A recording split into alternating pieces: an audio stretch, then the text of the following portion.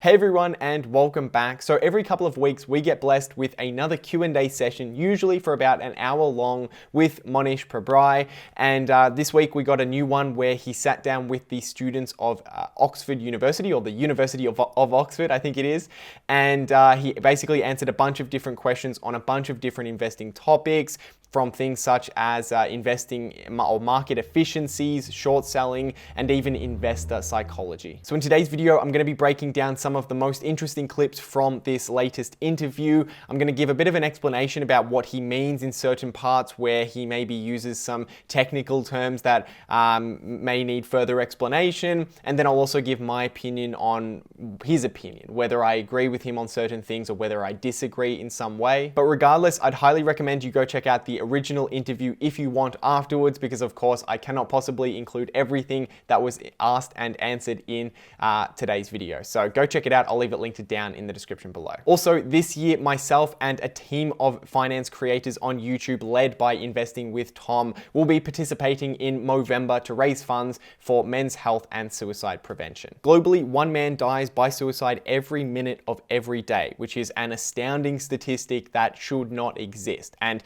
even more astounding, 3 out of 4 people who commit suicide are men. Movember are aiming to reduce the rate of male suicides by 25% by 2030. So if you'd like to support us, follow our team Margin of Safety. Yes, Margin of Safety, very clever. I don't know who came up with that.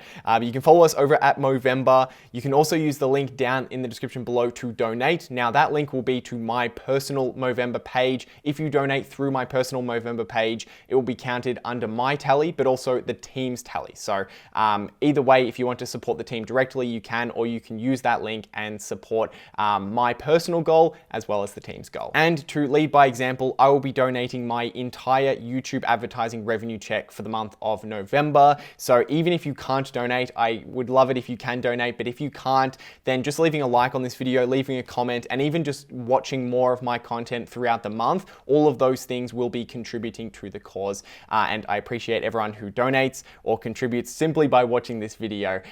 Every little bit counts. But with that said, let's jump into today's video. Today's episode is sponsored by SHARESIGHT. Sign up for a free account via the link below and start tracking your portfolio performance today. One of the first things that Mohnish Pabrai was asked a couple of questions around was around market efficiencies today versus maybe when he had started investing, and how that's changed over time, whether it's become more difficult to invest now that we have the internet and other things that make finding publicly available information a lot easier. And it also led an interesting discussion around what value investing is at its core and why that will remain the same over time, regardless of how easy it becomes due to the internet or AI to scan for businesses. Mohnish starts by saying that it's actually not finding great businesses that is the difficult part of investing, and that it's actually relatively easy for the average person to identify what is a really, really great business that is likely to thrive over the long term and one that is not. Identifying awesome businesses is not a problem. There are many, many great businesses around. Okay, I mean, Amazon's a great business, and Alphabet's a great business, and Microsoft's a great business. And what the Patels have done has been a great business. So actually great businesses all around us. And it's also not that hard to be able to tell that a business is great. I think a simple thing you can do is, if you make a list of all the products and services and places that you shop at, okay, you will find the overwhelming number of those are monopolies. And I completely agree with this. I think that in some circumstances, it's not easy to identify whether a business is one that has characteristics that will make it thrive over the long term. But you can certainly, and I think everyone can certainly point to at least one business that they know has a sustainable competitive advantage, right? Mohnish says to just look to the products and services that you buy and use on a daily basis, and you will find brands, you will find companies in there that have developed sustainable competitive advantages. What Mohnish goes on to say is that it's actually not finding great businesses that is the difficult part of investing. It's something else that comes with figuring out when to invest in those great businesses. It's not about finding great businesses. It's easy to find great businesses. It's about finding great investments. And the two are different. So once we identify that a business is great, that's awesome. We can collect a list of those. And then we have to go to the next level, which is try to find ones which somehow the market has not figured out. And somehow there's an aberration where the price does not reflect the great underlying economics. And then you're off to the races. Hallelujah. The thing about great businesses is that when they are performing well, everyone can recognize that they are a great business performing well. And that means that they attract a lot of investors. And it means that their stock prices are too high for us to make a good return on that business, right? We need to be investing in a great company, but also getting it at a good price so that the future cash flows, the relationship between what we pay and the future cash flows of that business makes sense. And that relationship for great businesses most of the time doesn't make sense because everyone can see that the future cash flows for that business will likely be very, very good. And as a result, they're willing to pay a higher price for the stock. So what that means is if you want to invest in high quality businesses, then you need to invest when there is uncertainty around the future cash flows of that business. So in other words, when there is a problem going on in the business. This is the only time typically when stock prices for great businesses goes down enough for it to potentially offer you a substantial return in the future. And this is where investing is very, very challenging because you need to determine whether the problem that the business is going through is a short-term problem that doesn't affect what it's going to be doing in 5, 10, 15 years down the road and doesn't actually affect the amount of cash that it delivers to you over the long term or doesn't affect it to a substantial amount, or whether it's a problem that is causing a long-term damage to the business and actually fundamentally changes maybe whether it's a great business or how much cash flow that business produces in the future. To give you a good example, Chipotle Mexican Grill is a fantastic restaurant business by many standards and looking at many different characteristics of restaurant businesses. Now, during 2016 or 2015, 2016, it went through one of the worst E. coli outbreaks that has ever happened at a restaurant chain in US history. It was one of the worst outbreaks of a serious food illness, and the result of that was they had to close down a ton of their restaurants and a lot of customers stayed away during 2016. Now, this meant that you had a great business going through a problem and its stock price collapsed. But that doesn't mean it was necessarily easy to identify whether or not the business was permanently damaged. Because on one hand, you could have been a value investor and seen this is a great business, it's going through a problem where customers are staying away and restaurants are shut down, but that people are going to come back, that people love Chipotle, and that when things, a year or two later, people will kind of forget that it's ever happened and they will come back. And as a result, this is a short-term event simply affecting its stock price. Or you could think that maybe this is such a bad thing that has happened that people will fear going to Chipotle in the future and that it actually would have a long-term impact on how much profit that business produces. And fundamentally, this is what value investing is. It's identifying great businesses, which in some cases is difficult, but a lot of the time is not, and then waiting for great businesses to go through some kind of short-term problem or some sort of problem and making a judgment call as to whether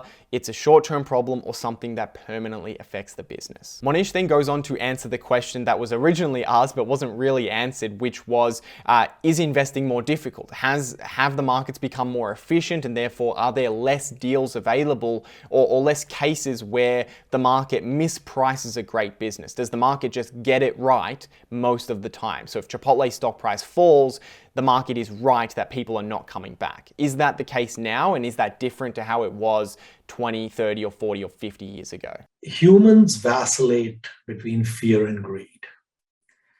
As long as there are humans making investment decisions, we will have mispricing of securities. And the mispricing can be in both directions. They can be ridiculously overvalued and they can be ridiculously undervalued. So from time to time, humans get very euphoric and they get really excited about certain assets and classes and such.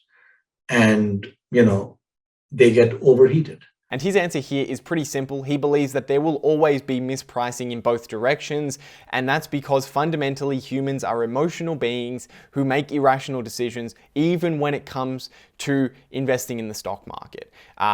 It's very, very difficult for the average person, for anybody, to separate their emotion from an investment decision, because even though you should be able to look at the investment decision at a raw mathematical level separate from everything else, the fact of the matter is you're putting your personal wealth on the line, and how that investment performs affects the rest of your life, where you live with your family and other things, right? So you attach emotion to it whether you like it or not. That is just the reality. And what that means is that markets swing from extreme pessimism to extreme optimism in individual businesses and even on the market broadly. And what this means is that there will always be opportunities to invest in great businesses when people are overly pessimistic about the business. Of course, it goes back to that, what we were talking about before. You just need to be able to identify whether the problem is a short-term problem or a long-term problem. And sometimes you can't, and you just have to leave that investment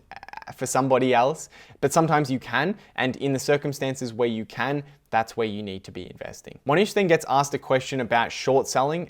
So because markets are inefficient both ways, sometimes businesses are undervalued, mispriced by the market on the low side, and sometimes they're overvalued. They're mispriced by the market on the upside. And the question was, why aren't more value investors like Warren Buffett and Charlie Munger engaging in short selling then, right? If we're willing to buy undervalued businesses, why can't we identify overvalued businesses and short sell them, bet against them? Yeah, I think shorting is one of the dumbest activities you can engage in. The thing is that shorting, the economics make no sense, because if you're wrong, the answer is bankrupt. You've gone bankrupt if you're wrong.